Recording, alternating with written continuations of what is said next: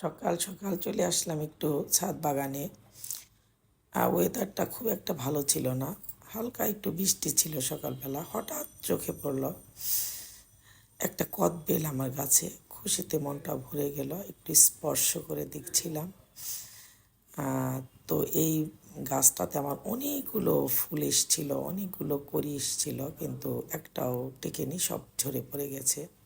একটা দেখেই খুশিতে মনটা ভরে গেল। এদিকে আবার জলপাইয়ের সুন্দর, এই যে ছোটো ছোটো জলপাই এসছে ফুলগুলো হয়ে। তো বাগানে আজকে ভাবনা নিয়ে এসেছি, কোনো রকম কাজ করব না, গাছদের সাথে শুধু একটু সাক্ষাৎ করতে এসেছি। গাছগুলো একটু চোখের দেখা দেখব, এই নিয়ত নিয়ে এসেছি। কারণ বাগানে আসলেই কখন যেন কাজে জড়িয়ে যায়, নিজেও বুঝতে পারি না। এই যে এখানে আমড়া গাছটা, সব সময় আমার আমড়া থাকে সারা বৎসর। আমড়া গাছে থাকতে আবার ফুল আসে, আবার ফুলে ফলে ফলে ভরে যায়, খুব ভালো লাগে। একদম মচমচে আমড়া, আর ভিতরে একদম আটি নেই। খুব মজার আমড়া, একদম টক নেই বললেই চলে। খুব সুন্দর আমরা খাচ্ছিলাম আর বাগানে একটু ঘুরছিলাম। হঠাৎ করে চোখ পড়ে গেল আমার পিকু, তো সবসময় আমার পিছু পিছু ঘুরে। সে কখন জানি পানিতে কি দেখছিল, আমি তাই ক্যামেরা বন্দি করে নিলাম। আমার পিকুর লুকটা খুব ভালো লাগছিল। আবার এদিকে একটু এই যে কমলা আসছে, এবারই প্রথম আমার গাছে। আলহামদুলিল্লাহ, কমলা ভালো হলে বন্ধুদের সাথে শেয়ার করব। এই যে দেখেন, আমরা এই যে আটি দিই এইটুকুই, খুব ভালো লাগে আমরাটা, একদম মচমচে।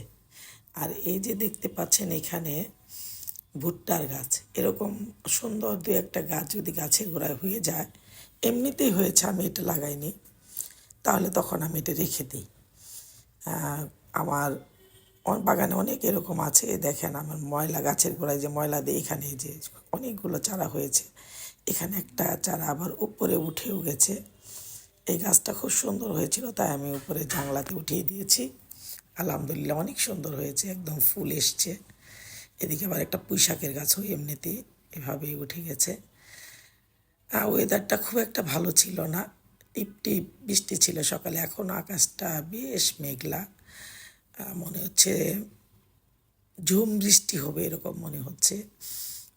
তো ঘুরছিলাম, ভালোই লাগছিল। তো বাগানি বন্ধু যারা, তারা আসলে চুপ করে থাকতে পারে না। আমার এই যে দেখেন আঙ্গুরের গাছটা, খুব মনটা ভাল লাগছিল।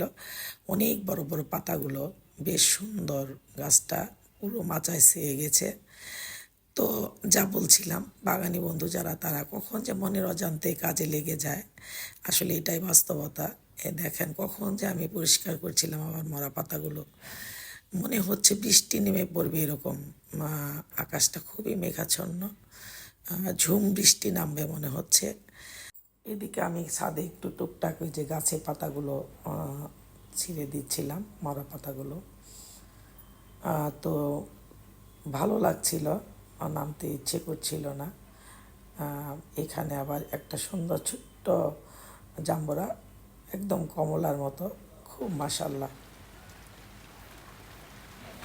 একদম ঝুম বৃষ্টি যাকে বলে। চলে এসলাম নিচে, এসে খিচুড়ির আয়োজন চলছে।